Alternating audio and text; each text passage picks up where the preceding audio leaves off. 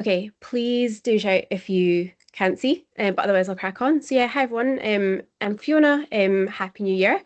And like Tom said, I'm going to be talking about code lists today and this new tool that we've been developing within the team. So a little bit of more background then. So everybody knows what code lists are. We all use them all the time, and every project will require you to handle and manage multiple code lists, different types of codes across different terminologies. So for example, you'll at least need a diagnosis code list. This would be like a typical project. You need a diagnosis code list to define your cohort, but you're going to need code lists for your outcomes, comorbidities, risk factors, exposures, etc. And yeah, the number of code lists that you need to manage can really build up, especially when you need to consider them across different terminologies as well. So you might need to define them in primary and secondary care. So how on earth are you all doing this then? So there's so much work to be done. Well, I think what most of us are doing is we're using established code lists. So obviously we've got so many projects within the consortium, and what we tend to do is borrow from other ones. That's absolutely fine. That means we're consistently defining disease across the projects, and because these code lists are being used a lot when they're being validated, but sometimes that's not appropriate. So you might need to define a code list for a disease or a phenotype that's not already been defined, or your phenotype is like a little bit more novel, so you need to think a little bit more about what codes you're going to add or remove from your code list that meet your research question. So yeah, you need to build your own code list sometimes. And again, I think we'd probably all do this in the same way. You're probably not starting completely from scratch, so you're not going to start trawling through IC10 or SNOMED libraries, um, but instead you're going to probably start from those code lists that already exist. So you're probably going to ask your colleagues if they've got code lists, or you're going to do a Google search, or you're going to access some phenotype libraries, and you're going to get a bunch of code lists together to start. Um, I don't think that's exactly easy. So I asked ChatGPT to draw a picture of me drowning in code lists, and I think this is quite accurate as to what the process looks like. So you'll end up with a bunch of code lists that are in different formats. They've got different levels of granularity. They're in CSV, Excel, text files. All the columns have different column names and variables. So how on earth do you start beginning to compare them to build your own code list? Also, when you're accessing libraries, which are great, so this is the HRK phenotype library. Say I was looking for my diabetes phenotype, type in diabetes, it returns 159 diabetes code lists or phenotypes. So again, that's amazing, but which one are you going to choose? Like which one is appropriate for you? Which one's a good place for you to start building your own code list? Similarly, with open code lists, if you type for search for diabetes, there's 69 code lists to start with. So with that in mind, the codeless comparison and builder tool has come around. This is soft launch of it, okay? So what it's doing is it's streamlining definition and comparison of those code lists or phenotypes by integrating those libraries I just talked about, or any data sets that you have, to hopefully enhance your workflow and create code lists with greater accuracy, transparency, and efficiency. So kind of high level, what the tool is going to do then is it's going to provide you a visualization to compare these codes. It also allows mapping to code descriptions, GDPR ref set, the number of people who have the codes within the NHS England SDE, and then it allows you to build your own code list. So just to sort of visualize that a bit more, so say I found 3 diabetes code lists in phenotype library that I like the look of, they kind of align with the phenotype that I want to put together, and then I found 2 on open code lists, and then somebody I know has sent me one. You'll be able to take those code lists, feed them into the code list comparison and builder tool, do your comparisons, and then export your final code list that you'll take into the SDE. And I just want to kind of highlight the sort of one-way data flow that we're trying to encourage here. So when you are building your code list, we do kind of recommend you do it outside the SDE, and then take it into the SDE as opposed to sort of curating them within and moving it out. It is just easier to do that way, and it's easier to version them within the SDE. So yeah, I'm going to just start demoing the app then. So I've if you don't mind, don't go on the URL right now, just in case everyone goes on it and it crashes. That would definitely happen to me. But welcome to the tool. So at some point we'll have on the about page how to use it, but today you've got me. And we're just going to dive straight into it. So there's kind of three parts to the app. So there's the import element where you can bring all those code lists together. There's an opportunity to validate that data, and then you move on to the main part, which is compare them. So let's start with importing then. Three modules for those three different ways I've described. There's some little hints as to how you use them in red. If we start with bringing your own data, then you need to provide a file that has got at least a column with the codes in it, the terminology, and the phenotype. Can kind of click to see a little example here. But yeah, let's start. So I'm going to add this code list that my colleague sent me, apparently. It's going to give us a little preview of what that looks like there, and it gives you an opportunity to map those column names to the variables. So I need to map code to code, clinical terminology to coding system, and then the phenotype name. I think at some point we'll make this even easier for you, that you just need to upload the code column, and then there would be an opportunity for you to name the coding system and the phenotype within the module, but this is how it is right now.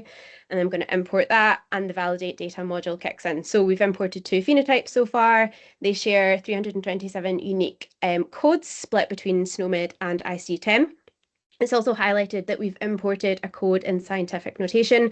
So I just wanted to flag that if when you are working with code lists, it's very common when you're looking at SNOMED codes for you to open it up in Excel, and you can have a loss of precision with SNOMED codes. And then if it is saved, it can then save as scientific notation. So just a warning, and actually you will see that in code lists, even in the phenotype library in open code lists. So they've actually been like imported as a scientific notation character string. So you've lost that precision there. And then you can also go to raw data, and you can kind of get a preview of the full data that's been imported so far. You can import as many as you want. So I'm just going to also bring this one up. So I'm going to do, again, my little column matching, and I'm going to import that. So now we've imported three phenotypes, but only two of them are ready to detect and compare. So why is that? So right now, the app only supports SNOMED and ICD-10 terminologies. They are the two most common that are used in the SDE. So we're starting there. We're starting small.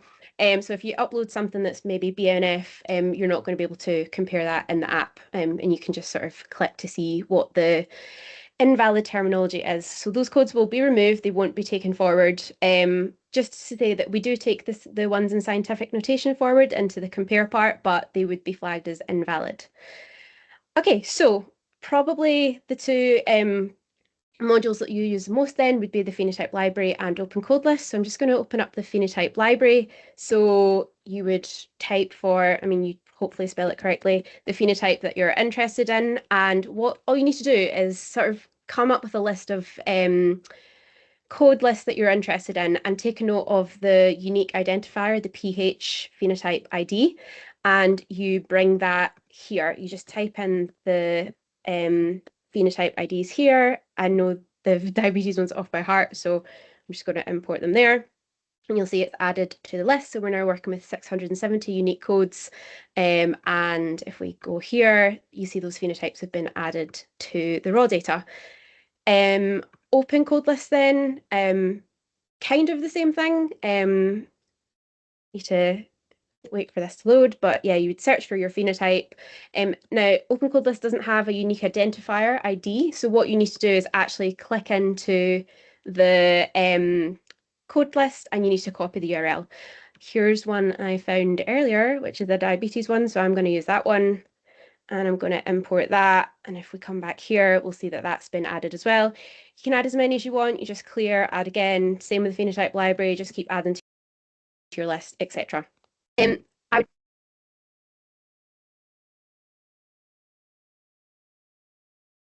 I think I lost signal there. Can you still hear me?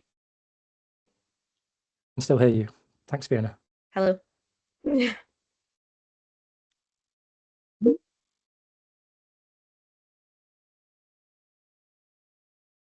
I think you're back, Fiona. We're back. Sorry. Where did I get to? I'm hoping you were just going to start moving us on to the compare bit. Yeah, there. We've only missed a couple of seconds. Okay, I'm not sure what's going on, but my screen is kind of froze. 2 seconds. Just need to try and scroll it. As I was just saying, it's probably a good opportunity for you to export that raw data, so that if next time you're using the app, you don't need to go through that whole import process again. You can just bring the exported data. But yeah, moving to the compare codes bit, just so you can all see this, just to make sure. Shout if you can. So what we've got here is like a heat map. So basically each column represents a phenotype that you've imported and each row is a code. So we want to compare the codes across the phenotypes. So we start with ICD-10, pretty obvious, big green tick if it's in that phenotype, big red cross if it's not. There's a column to say if it's in the ref set or not. That's not applicable for ICD-10, but it will be for SNOMED. And then you've got the count, the number of people who have that specific code within the SCE. So you might want to reorder it by prevalence, highest to lowest, and you might not, maybe you want to apply some sort of threshold, so you're not interested in any codes that don't have at least 10,000 hits. You can also remove enduring codes. So why might you want to do that then? So I suppose the logic there is if a code is in every phenotype, you probably want that in your own phenotype. So you might want to remove like this top line and sort of focus on the ones that are different across phenotypes for your comparison element. But I'm just going to reset this right now.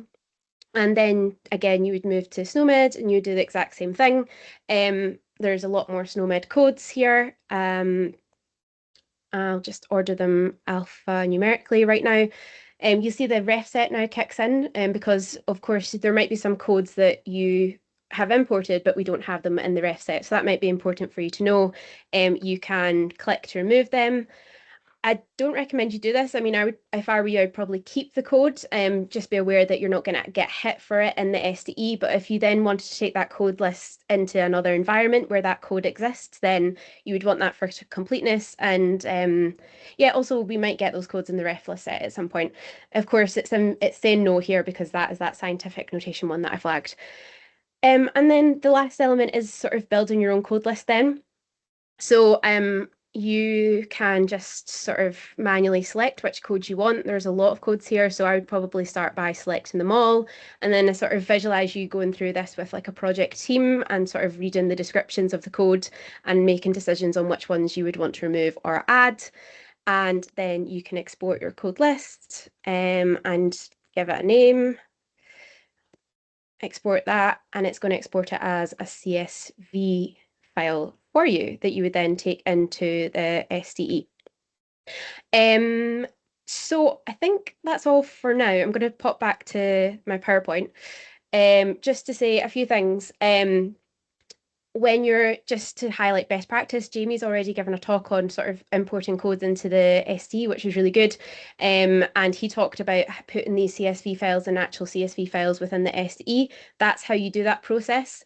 We were sort of moving away at that point from copying and pasting the code lists as strings within a notebook, but there's also an even better way now, and that's the import reference data. So you can import your CSV files that way. Like I said, that's the first version, so we've got some app updates that we want to do. So we're in the process of integrating it with the NHS England Terminology API. That is going to allow us to map to more descriptions, and then we can look at things like sort of SNOMED parent-child relationships. That would be really interesting, and then you could like order by them, for example. And then that would also allow us to search for and add more codes. So maybe codes that don't exist within the code list that you're comparing, you might want to add new ones.